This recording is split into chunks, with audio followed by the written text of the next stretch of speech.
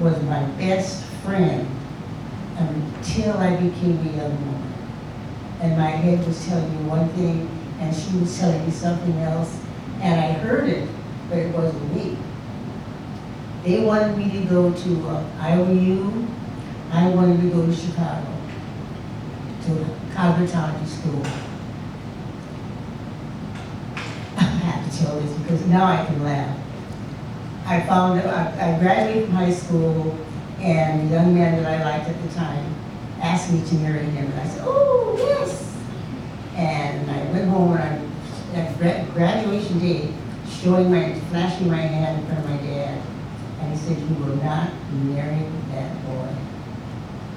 It didn't bother me because I wanted to go to Chicago. He lived in Sioux City. January the 5th, I graduated from high school. August the 28th, I was on a train on my way to Chicago. I resented some of the things that my mother did, but as I grew older and living in Chicago, I grew up fast, mentally, spiritually. I am thankful that the way I felt about my mother after so many years, that I understood what she was going through.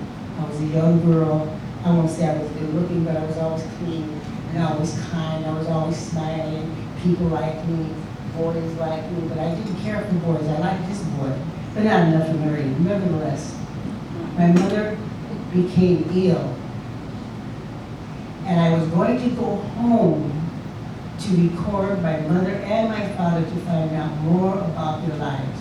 They came from what we call the silent generation. They never talked about what they went through. They brought what they knew, and they tried to instill that in us. Kindness, honor thy mother and thy father, honor adults. No one's better than you, and no one's worse than you. Good upbringing. Went home. My mother was in the hospital. Walked into the hospital. Her doctor's coming out of the room. And he said, your mother is going to die. She has cancer, and you have to tell her. My whole life changed. I became a mother, a daughter, a maid, a nurse, a doctor. I became all those things. And that's when she told me, your father has Alzheimer's. So you have to watch him and make sure he doesn't walk out on you. My whole world changed. Resilience is something that you just aren't born with. I'd rather that you just don't learn. You're born with it. I watched those two people who raised 6 children, and we never wanted for anything. And most assuredly, we never have to mourn or needed love. So mothers, they're the best thing that could ever happen to you. Whether they, if you are adopted, I know a lot of my children, I don't have any children. Unfortunately, I wasn't able to have them. But I always loved children. And children would come to me, and I'd play with them, whatever. Okay, but the point is this. Adults, we are all mothers, whether we had one or not. We are all mothers. We're the female,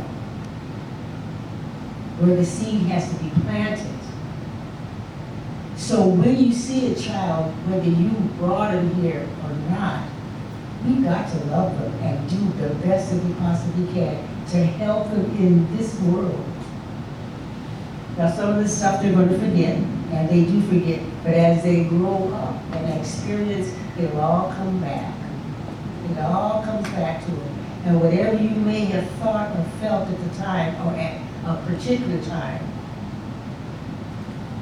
that's all washed away. Children, love and honor thy mother and father, and your days will be long. Yes. That's the one prayer I actually remember. That's right. Thank you so much for sharing.